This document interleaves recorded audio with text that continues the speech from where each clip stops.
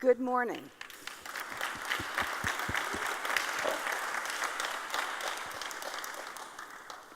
Uh-oh, something strange happened. It just disappeared. We're having a little glitch here. I think I may have to go off the main. Can you hit play? How does it go to play? There you go. There you go. Yes. Is it up? Hooray. So, I guess you're up after that music. I am.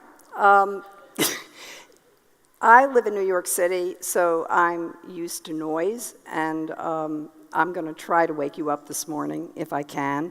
I am a designer, and I'm also a painter. And as a painter, I work on large-scale maps, and I do that in my home in Connecticut, and I do it all by myself, and I don't talk to anybody when I do it. As a designer, I design identities, and I work with lots and lots and lots of people all the time, and I'm never alone, and I'm always collaborating and meeting with them, and they are more and more part of what I do and what I make. I work for communities, I work for corporations, I work for schools, and that as time goes on, I find that I might be getting involvement and approvals from as 40 to 300 people in certain instances. And it's changed the way I work, and it's changed the way I think. And I think that it is actually, as people begin to understand identity and talk about it and write about it and armchair criticize it, it's very important to involve large groups of people in your work because they will be the ones who will stand behind it. Identity programs can last for 50 years, and they are living, breathing organisms, and they are accomplished by many, many people beyond the designer. So you really are establishing relationships when you do this thing.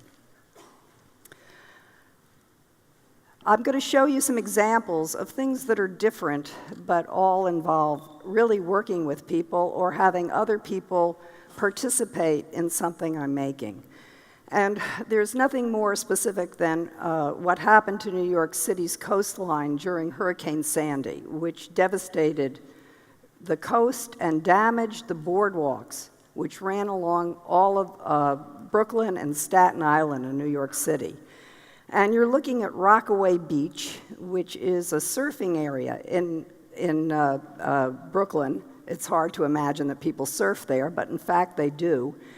And it's a very unusual community. It's a middle-class community composed of some artists, some cops, some city workers, and a lot of people that have small businesses and earn their livings from people visiting the town. And they were confronted with a loss of economies and also a loss of spirit because their entire identity was destroyed with this hurricane. And by an identity, I mean the way that town was perceived, the way people would go to visit it, the way shopkeepers and owners were going to be economically devastated by loss of tourism. So it was quite depressing. The city of New York, under Mayor Bloomberg, made a pledge to these people to get these beaches opened in June, and the hurricane happened in October. So I was on a group of people that were going to repair the beaches, and my job as a graphic designer was to create a sign system for people to navigate themselves to the beach and do whatever graphic innovations we could do and make this community palatable. So, this is what's on the beach. This is typical New York City issue. It's a bunch of warning signs that tell you not to stub your toe and don't sue the city of New York and keep your dog off the beach and don't eat this and that, and it exists in about 5 different languages, and the city makes them because they have to, and they stick them up. And that withstood Hurricane Sandy while the boardwalk didn't. What I thought would be much more beautiful would be to make what I would call an emotional sign system. In other words, it was an ability to identify the beaches by the way you remember the beach. and that while the boardwalks were destroyed, the beaches remained. And each specific street had its own recognizable view of the beach and the ocean. So we created a format and photographed each individual beach. And these are the beaches of New York City, and they're a complete system. And yet those members of the neighborhood who looked at these things fell in love with their own location, and they made postcards out of them, and they sold them, and these things navigate, and they're going to be up for years. And then there was another part of the system that just simply enabled people to find their way from the beach back to town because they had to walk through all this construction of the rebuilding of the boardwalk. So you could see these signposts from 3 or 4 blocks away. If you look at the difference between the blue signs on this thing, you'll notice that's about 3 city blocks. This was interesting to me. When we did this project, we worked with the Rockaway Beach Community Board, and about 200 people would turn up at various meetings, and they would approve things. And the team had a team of engineers and architects, a company called Garrison, and they developed these comfort stations where you could walk up a ramp and use the restroom. And the town ended up hating it, and I found that really surprising because I thought they were sort of cool designs. And what happened, and what I realized, is that this sort of architecture that looks terrific in the city actually does not look terrific on a beach. A beach really thrives from color, and these things were deadly. So I was asked to respond to it by helping reintroduce color into the beaches, and there were all these sort of cemented buildings along the boardwalk that could turn into restaurants, and we painted them bright colors with maps of the Rockaways.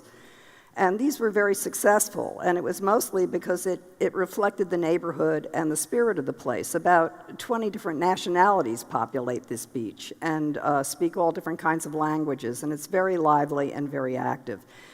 It's very different from the High Line, which I also worked on in New York City, which is a much more upscale neighborhood and does not have the same kind of what I would call warmth and sort of family-oriented spirit that the Rockaways do.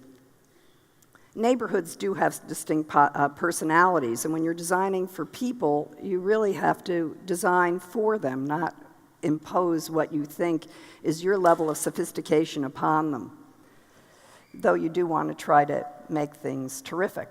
When we finished the project of just getting up the signs, we began working on the boardwalk, and I worked with an architect named Claire Weitz, and she developed a boardwalk that was made out of cement planks, which was very upsetting to the people of Rockaways because they had lost their real boards. But we had to give them something that they could fall in love with that would be different, because there will be children who will walk on a boardwalk and say the word boardwalk, and they will always be concrete. And that is the reality, because that's what's going to be able to sustain floods. So these are a series of curved planks and straight planks, and each plank that you're looking at is 90 feet long. So we had the idea to make typography on the boardwalk that would stretch about a mile and say the word Rockaway, because this boardwalk is really right next to Kennedy Airport when you fly in, if you fly in an air path over the beach. So this is essentially the longest pixel in existence. And we created Rockaway Wide, their own typeface. There's their swag. And here it is laid on the boardwalk. And it is in a blue that changes color during the day depending upon how the sun hits it. So at noon, it's almost invisible, and in the morning and the evening, it gets quite dark, having a kind of a beautiful hue. And it has been beloved by the neighborhood. And what I love about this the most is if I meet somebody from the Rockaways, and a lot of them seem to know that I designed this thing, and they know that my name, and they know that I was at Pentagram, and they'll say thank you. And it's an absolutely fantastic feeling. This, on the other hand, involved a lot of people and was pretty scary. The new school in New York City has been in existence from 1919. It was a progressive school, and it has many courses in political science and in liberal arts, which was its strong suit. But it had really fallen on hard times in recent years. It had bought Parsons School of Design in 1972, and Parsons became more famous than the new school, and consistently got students to apply, and the Parsons may be the first choice of those students, while the new school was the last choice of all the students. So that was sort of a grim reality for them. They had all these logos that had been done over a whole pile of years, and it was interesting to look at stuff like this, because when you do, you realize that there's a reason that places are in trouble, and it's usually that they don't know who they are.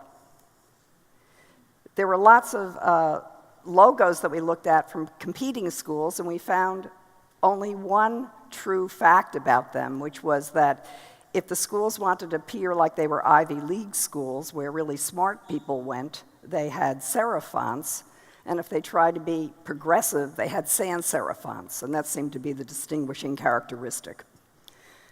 The school itself had two buildings, one by Joseph Urban and the other by SOM, that used straight lines as part of the architecture. And they had a font that they were using inside their new building that was designed by Peter Bilak, a Czech type designer called Irma. And the Irma existed in all these various cuts and could be stacked, but when you stacked it, it was very illegible. The school was redesigning itself, and by redesigning itself, I don't mean typographically. They were redesigning all their programs and how their programs related, and they had different names of different schools, and they were going to change the names of the schools, and they were going to change the names of divisions, and they were going to mix up their curriculum. And when you do something like that, you don't want to announce that you're actually redecorating yourself in public. So they were looking for a system which is what I call design for indecision, which means that you take a lot of things and you put them in a hierarchy, and if you change the hierarchy, nobody notices. So to resolve this thing for the 40 people in the room, and they were the presidents and the deans of all the schools, the trustees, outside donors, a very strange group of people, I proposed taking their font Irma, taking two lines, stacking it, and then putting all their programs beneath it, and they could list the programs, and you wouldn't know the difference if you changed the name. But I got this response from them, because they actually said if they were going to make a change, they had to make a significant change, and it couldn't just look like some sort of ordered thing, and they wanted individual personalities for each of these schools, which would be a mess when you're creating some hierarchy with them. So I thought, all right, let's do some eccentricity. And they said more. So then I began doing that with it, and they liked that. But then they looked at the logo, and they said the O's are too round. So we made them wide, then we made them back together. And then I realized that based on all this conversation, we had these three different extensions of typography, and that if you programmed it, it would build a very eccentric font that would happen at random. So this is the construction of the new school typography and all their various programs that can live this way or live that way, and you don't really notice the difference. And subsets. And all of this was redrawn and reprogrammed by Peter Bilak. So we began creating secondary fonts and hierarchies and looked at it in the realm of what existed around it, and it seemed to stand out. And then we launched and introduced it, presenting this new typeface that we called Neue in bold And Peter Belock showed to me, because I actually didn't understand it, why he had to draw the W very wide to hold it from not getting hot spots. And here are the width of the famous W's. And then, of course, people thought the W's read like two V's when the school launched. And all of a sudden, there was absolutely the worst press I ever remember having. I got all kinds of nasty notes. People said I was paid $3 million to do this horrible abortion. How could I do this to New York City? Blah, blah, blah. And it went on and on and on for about 6 months.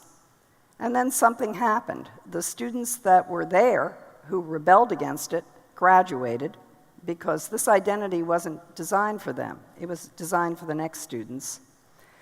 And then people began to embrace it. And if I hadn't gotten those 40 approvals on this project, I think I could have been fired or defeated or really blamed for this thing that really now looks sort of unremarkable, I think, in the campus area, which is this area between 12th Street and, actually it's between 10th and 16th Street on 5th Avenue and goes into city blocks, campus-wide.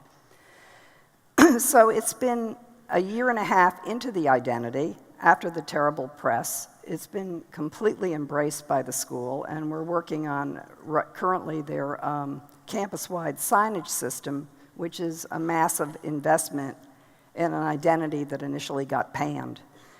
The best part is that they have a very good in-house art department that makes most of the things with the identity, and they're growing it. They're adding more fonts. This was done by students, some of them whom I trained and hired.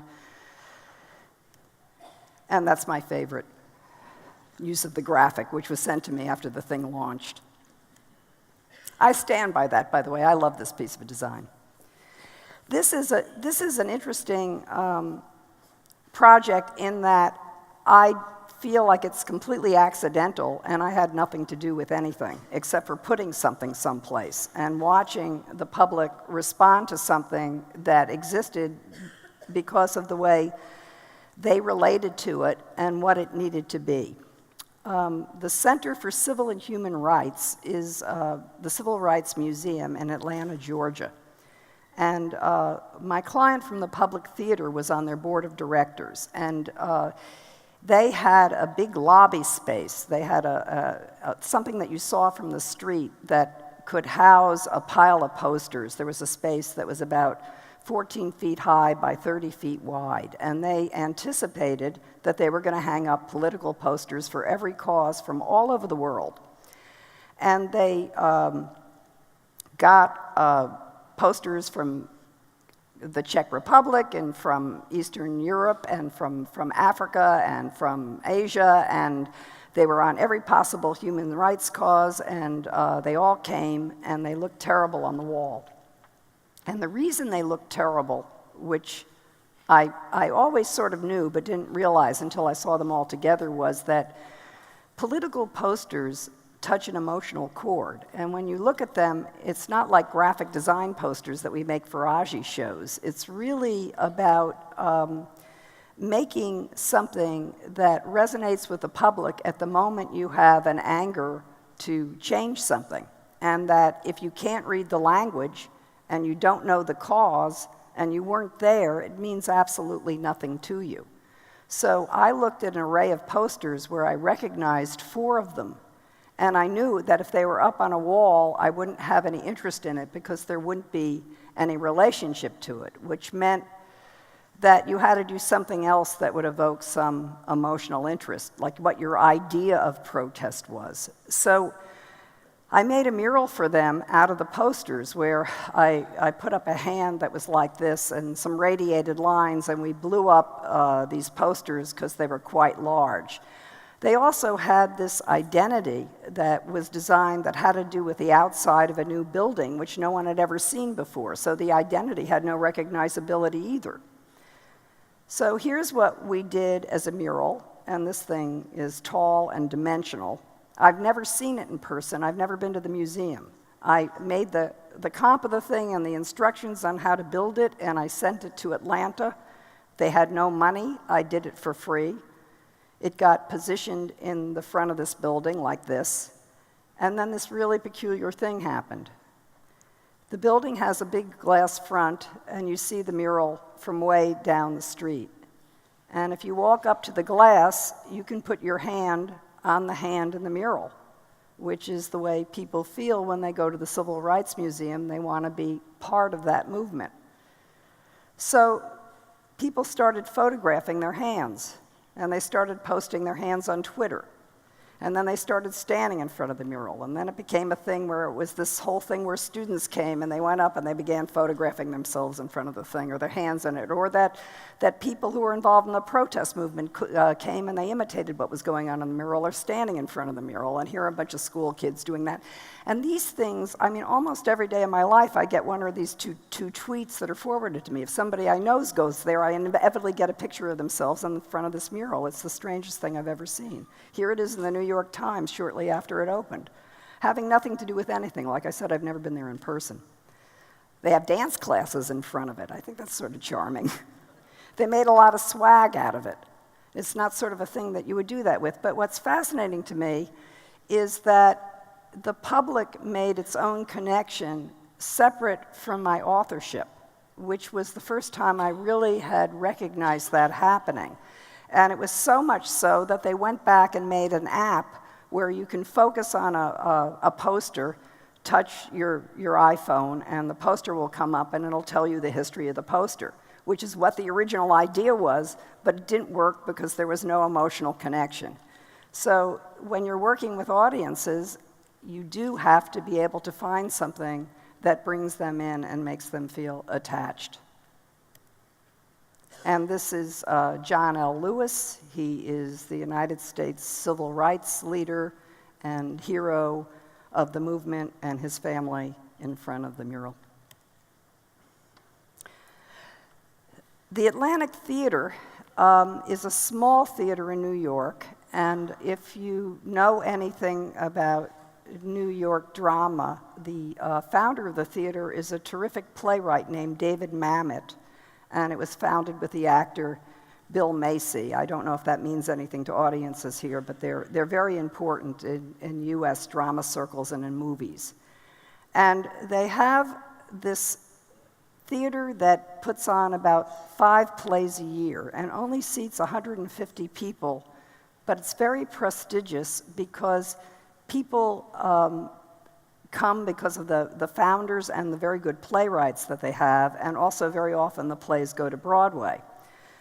But they did a curious thing with the theater. Like, you had no sense of it, even though if you're not in theater and you don't know personally, you would never go there because you never see it advertised. And what they advertised were the plays that came out of there.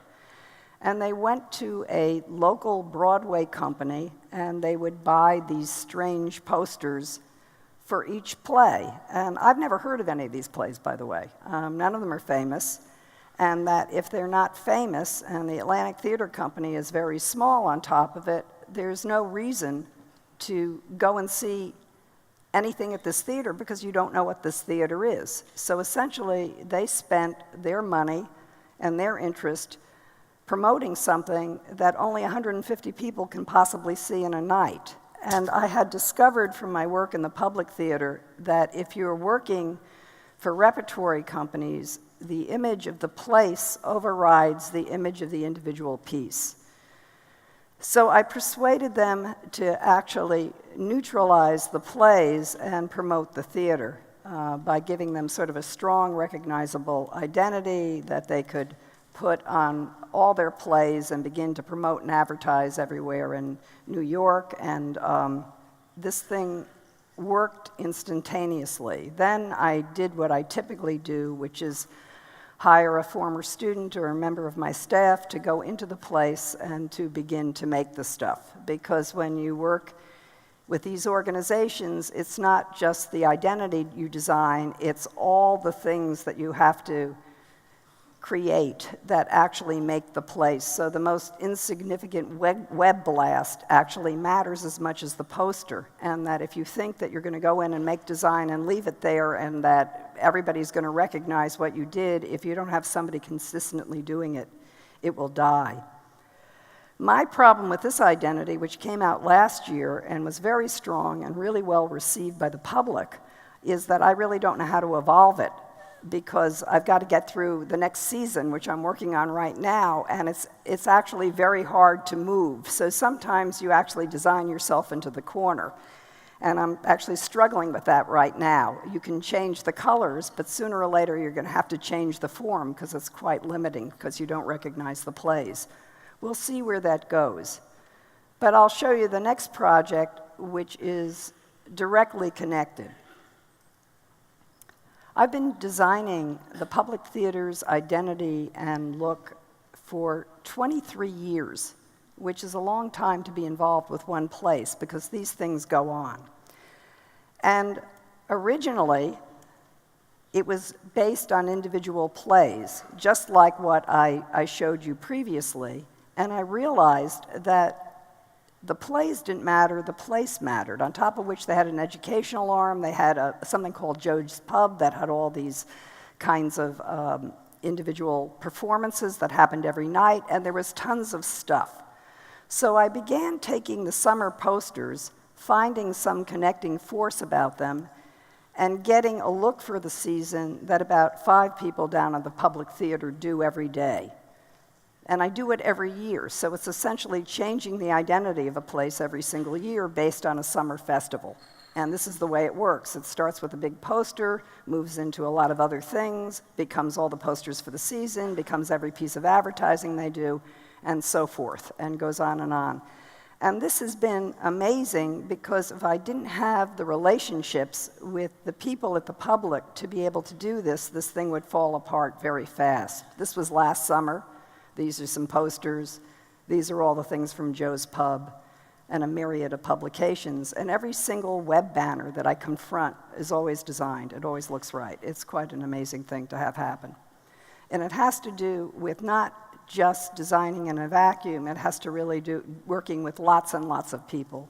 This was this season's poster, and we're just starting it, and here it goes. And the last thing I'm going to show you is a project that involved 150 people making one thing. It was for an exhibition I had at my alma mater, Tyler, where they asked me to build something that would represent my work, but involve all the students in architecture and graphic design and in illustration.